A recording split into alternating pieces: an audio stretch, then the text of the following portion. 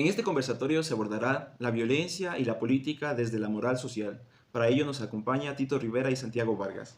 Iniciamos. ¿Qué es la violencia? Es la agresividad humana que se despliega contra otros seres con carácter ofensivo y con ánimo de producir alteración en su integridad. ¿Cuál se podría decir que es el origen y la naturaleza de la violencia? Existen 4 tipos de explicaciones para el origen y la naturaleza de la agresión. Primero, la instintiva, que es la tendencia innata a agredir a alguien. Segundo, la frustración se debe a un impulso causado por una anterior frustración. Tercero, la adquirida, se debe a factores sociales. Y la cuarta, que es la mixta, esta en cambio engloba todas las anteriores. ¿Cuál es la clasificación de la violencia? Para Durman, distinguen 3 tipos de violencia. Primero, la violencia horizontal e individual. Se da en familiar, amigo o cualquier persona. Segundo, la violencia vertical y social. El individuo se rebela contra la sociedad que le ha creado una situación. Tercero, la violencia inespacial e interior. La violencia anonada a la persona, obligándola a refugiarse en su mundo interior. ¿Cuál cree usted que son las principales condiciones para una conducta violenta? La psicología social establece 3 requisitos para calificar una conducta como agresiva. Primero, tiene como objetivo dañar a alguien, es decir, la intención. La víctima desea evitar el daño. Y tercero, la acción es definida socialmente como agresiva. ¿Y el magisterio de la Iglesia qué dice en torno a la violencia? Claro, por ejemplo, en la encíclica Laudato Si, en el numeral 2, dice que la violencia que hay en el corazón humano, herido por el pecado, también se manifiesta en síntomas de la enfermedad que advertimos en el suelo, en el agua, en el aire y en los seres vivientes. Por eso, entre los pobres y maltratados está nuestra oprimida y devastada tierra, que gime y sufre dolores de parto. Es que muchas veces nos olvidamos que nosotros mismos somos tierra. Así también, en la encíclica Fratelli Tutti del Papa Francisco, en el numeral 227, dice: cada violencia cometida contra un ser humano es una herida en la carne de la humanidad. Cada muerte violenta nos disminuye como personas. La violencia engendra más violencia, el odio engendra más odio y la muerte, por supuesto, engendra más muerte. Es tarea nuestra romper esta cadena que se presenta como infinita. Así como, por ejemplo, también las Sagradas Escrituras toca el tema de la violencia. En ella vemos que Jesucristo nunca invitó a fomentar la violencia o la agresividad contra el otro.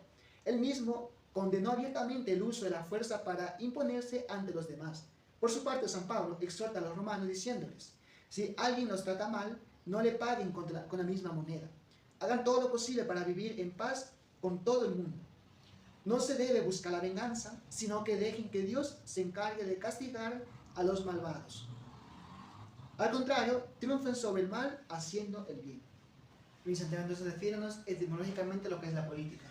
La política deriva del griego políticos, que a su vez toma origen del sustantivo polis, que quiere decir ciudad. Es así que la política debe ser definida como la ciencia o arte de gobernar la sociedad. Muy bien, ¿y cómo se entiende la política y su amplio campo de acción? La política debe ser entendida como la doctrina o teoría en la que los ciudadanos realizan acciones en orden a la buena marcha de la sociedad, y también se designa política como la acción de aquellos que toman parte en asuntos públicos.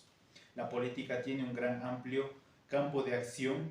Encontramos política monetaria, política fiscal, política cultural, política de rentas, política de partidos, política de estados, etc.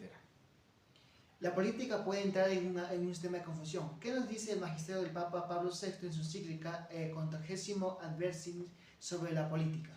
Primero hay que reconocer que la política ha caído en varias confusiones. Frente a esto, el Papa Pablo VI en su magisterio nos dice que ciertamente sobre el término político son posibles muchas confusiones y deben ser esclarecidas, pero cada uno siente en el campo social y económico, tanto nacional como internacional, la última decisión recae siempre en el poder político. ¿Por qué la política abarca una amplia gama de actividades que desarrolla en la actividad humana?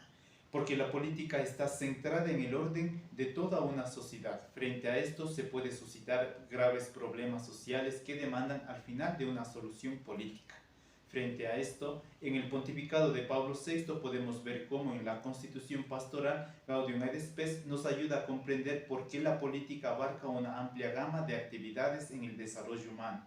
Y es así que dice el Papa: A causa de la complejidad de las circunstancias actuales, la autoridad pública se ve obligada a intervenir con frecuencia en cuestiones sociales, económicas, culturales, para crear condiciones más favorables que ayuden a los ciudadanos a alcanzar el bien humano completo. ¿Cuáles son los elementos que integran la vida política? Existen una gran variedad de elementos que integran la vida política, pero los que más vamos a resaltar y contribuir en la integración de una verdadera vida política es la organización. Es el primer elemento dentro del quehacer político. Esto lleva a que la sociedad humana confluya con la voluntad de todos los ciudadanos y tiene como objetivo final favorecer el bien común de toda la sociedad. Después encontramos el orden jurídico dentro de un mundo en el que se destaca por tener una gran variedad de ciudadanos. Debe existir una legislación justa que garantice el orden público de las cosas. En el libro de la Ciudad de Dios de San Agustín nos va a decir: donde no existe un orden justo, tampoco existe una reunión de hombres fundada en el acuerdo, en el derecho y en la comunidad de intereses.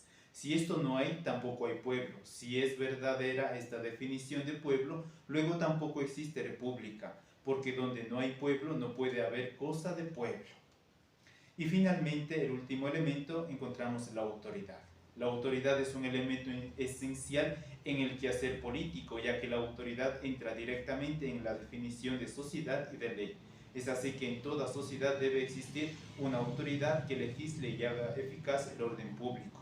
En el pontificado de Pablo VI, en la Gaudium et Spes, va a decir que para que la comunidad política no se disuelva a causa de la diversidad de opiniones, se requiere una autoridad que dirija las fuerzas de todos los ciudadanos hacia el bien común, no de un modo mecánico ni despóticamente, sino principalmente como fuerza moral que se base en la libertad y en el sentido del deber, de la responsabilidad.